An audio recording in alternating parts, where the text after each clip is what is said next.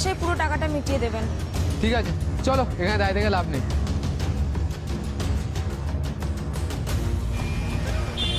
Madam আপনার টাকা।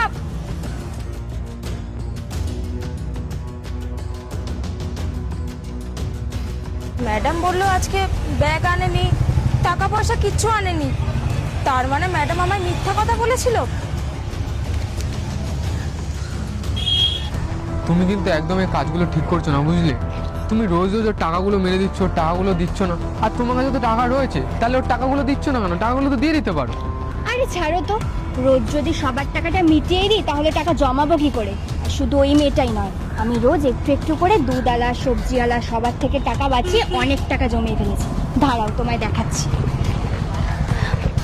কি আমার টাকাগুলো এখানেই তো ছিল, তাহলে কি টাকাগুলো পড়ে গেল? হ্যাঁ, আপনাদের টাকাগুলো পড়েই গেছিল। ভাগ্যিস আমি দেখতে পেয়েছিলাম, তাই টাকাগুলো নিয়ে এলাম আপনাদেরকে ফেরত দেওয়ার জন্য। ছি ম্যাডাম, আমি তো ভাবতেই পারছি না যে আপনি আমার সাথে এরকমটা করতে পারেন। আপনি আমায় বলতেন যে আপনার কাছে টাকা খুচরো নেই, আজ বললেন যে আপনি ব্যাগ আনেননি। আমি সব কিছু মেনে নিয়েছি। কেন জানেন? কারণ আমি ভেবেছিলাম আজ নয়তো কাল আপনি আমার টাকাটা ঠিক দিয়েই দেবেন। কিন্তু না, আমি ভুল ছিলাম। আপনার কাছে টাকা ছিল আর আপনি রোজ টাকা আনতেন, কিন্তু আপনি ইচ্ছা করে আমায় টাকাগুলো দেননি। থাক, এর থেকে বেশি আমার আর কিছু বলার নেই। এই নিন আপনার টাকা।